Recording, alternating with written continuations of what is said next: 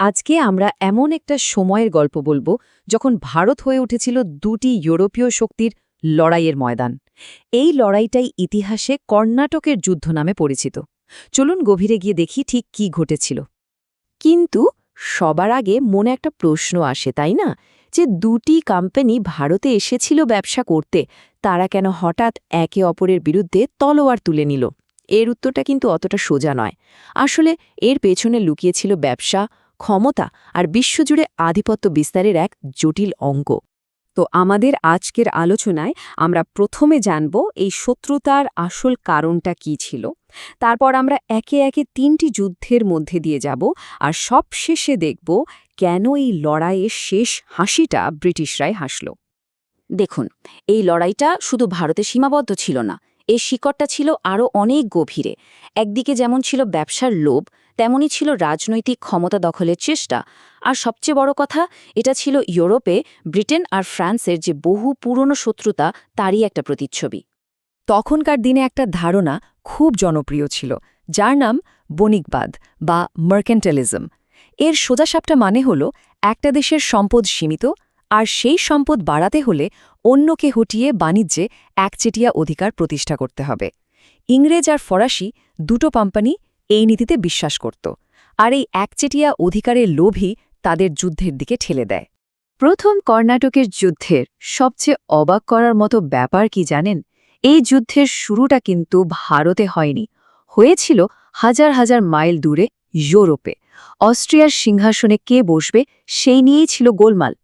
তো ইউরোপে যুদ্ধ শুরু হলো, আর তার ঢেউ এসে আছড়ে পড়ল ভারতে। ইংরেজরা ফরাসিদের কয়েকটা জাহাজ দখল করে নিল, আর তার জবাবে ফরাসি গভর্নর ডুপ্লে শটান গিয়ে মাদ্রাজ দখল করে বসলেন। তবে এই পর্বের সবচেয়ে গুরুত্বপূর্ণ ঘটনা ছিল সেন্ট থোমের যুদ্ধ। শেষ পর্যন্ত ইউরোপে যখন শান্তি চুক্তি হল, মানে আয়লা সাপেলের চুক্তি, তখন ভারতেও যুদ্ধ থেমে গেল। সেন্ট থোমের যুদ্ধটা ছিল একটা চোখ ধাঁধানো ব্যাপার।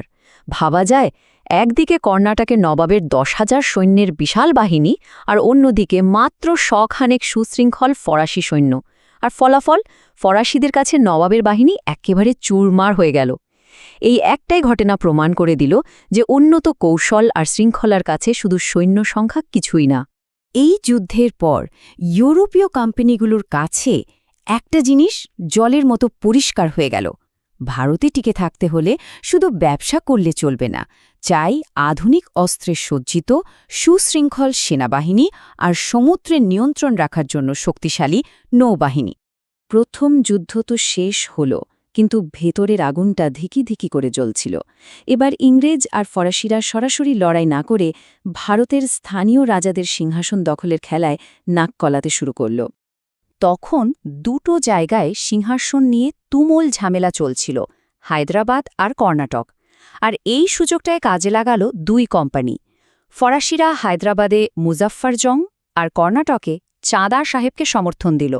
অন্যদিকে ইংরেজরা বাজি ধরল নাসির জং আর আনোয়ার উদ্দিনের ছেলে মোহাম্মদ আলীর ওপর, মানে পুরো দাবার বোর্ডের মতো অবস্থা।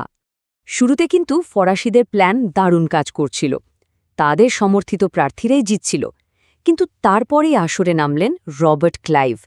তিনি মাত্র 210 জন সৈন্য নিয়ে কর্ণাটকের রাজধানী আরকোট দখল করে নিলেন। এক কথায় একটা মাস্টার স্ট্রোক। এই এক চালেই পুরো খেলা ঘুরে গেল। ফরাসিরা পিছু হটতে বাধ্য হল, আর তাদের সেরা স্ট্র্যাটেজিস্ট ডুপ্লেকে দেশে ফিরিয়ে নেওয়া হলো। এটা ছিল ফরাসিদের জন্য একটা বড় ধাক্কা। দুটো যুদ্ধের পর পরিস্থিতি কিছুটা শান্ত হলেও আসল বোঝাপড়াটা তখনও বাকি ছিল। তৃতীয় কর্ণাটকের যুদ্ধ ছিল সেই ফাইনাল রাউন্ড, যার শুরুটাও হয়েছিল ইউরোপে, সপ্তবর্ষব্যাপী যুদ্ধের কারণে। তবে এইবার ইংরেজদের হাতে একটা ট্রাম্প কার্ড ছিল। ঠিক তার আগের বছর, মানে 1757 সালে তারা পলাশির যুদ্ধে জিতেছিল। বাংলা থেকে পাওয়া সেই বিপুল ধনসম্পদ তারা এই তৃতীয় যুদ্ধে ফরাসিদের বিরুদ্ধে কাজে লাগায়, যা তাদের অনেকখানি এগিয়ে দিয়েছিল। আর এরপর এলো সেই ফাইনাল শোডাউন, 1760 সালের বন্দিবাসের যুদ্ধ। এই একটি যুদ্ধেই ব্রিটিশ সেনাপতি স্যার আয়ার কুট ফরাসিদের একেবারে কোণঠাসা করে দেন। এই হারের পরেই ভারতে ফরাসিদের সব স্বপ্ন চুরমার হয়ে যায়। যুদ্ধের শেষে প্যারিসের চুক্তি হল। এই চুক্তিতে ফরাসিরা তাদের বাণিজ্য কুঠিগুলো ফেরত পেল ঠিকই, কিন্তু শর্ত দেওয়া হলো যে তারা সেখানে কোনো সৈন্য রাখতে বা দুর্গ বানাতে পারবে না। সোজা কথায় ভারতে তাদের রাজনৈতিক ক্ষমতা দেখানোর সব রাস্তা বন্ধ করে দেওয়া হলো। এখন প্রশ্ন হল, ফরাসিদের এত চেষ্টার পরেও শেষ পর্যন্ত ইংরেজরা জিতলটা কেন? দুটোই তো ছিল ইউরোপের বড় শক্তি। তাহলে ফরাসিরা পারল না কেন? এর পেছনে কয়েকটা বড় কারণ ছিল। চলুন কারণগুলো একে একে দেখি। প্রথমত, ইংরেজ কোম্পানি ছিল বেসরকারি, তাই তারা খুব তাড়াতাড়ি যে কোনো সিদ্ধান্ত নিতে পারত। ফরাসি কোম্পানি ছিল সরকারি, ফলে কাজে ছিল ধীরগতি। দ্বিতীয়ত, ব্রিটিশদের নৌবাহিনী ছিল অপ্রতিরোধ্য, যা সমুদ্রে ফরাসিদের সাপ্লাই লাইন কেটে দিত। তৃতীয়ত, পলাশির যুদ্ধের পর ইংরেজদের টাকার কোনো অভাব ছিল না। আর সবশেষে, ক্লাইভ লরেন্সের মতো অসাধারণ কিছু নেতা ছিল ইংরেজদের, যা ফরাসিদের ছিল না। এই সব কিছু মিলেই তাদের জয়টা নিশ্চিত করে। ফরাসিরা হেরে যাওয়ার পর ইংরেজ ইস্ট ইন্ডিয়া কোম্পানিকে টক্কর দেওয়ার মতো আর কোনো ইউরোপীয় শক্তি ভারতে রইল না। মাঠটা তাদের জন্য একদম ফাঁকা হয়ে গেল। আর ঠিক এখান থেকেই একটা ব্যবসায়ী কোম্পানির চরিত্রটা বদলে যেতে শুরু করে। ব্যবসার পাশাপাশি তারা এবার পুরো উপমহাদেশের রাজনৈতিক ক্ষমতা দখলের দিকে মন দেয়। ভারতের ভাগ্যে কী লেখা আছে তা প্রায় ঠিক হয়ে গিয়েছিল। তবে শেষে একটা প্রশ্ন কিন্তু থেকেই যায়। ফরাসিদের পরাজয়ের পর ভারতে ব্রিটিশ সাম্রাজ্যের প্রতিষ্ঠা কি সত্যি আটকানো যেত না? হয়তো যেত, হয়তো যেত না, কিন্তু এর উত্তরটা ইতিহাসের পাতায় এক অন্যরকম বিতর্কের জন্ম দেয়।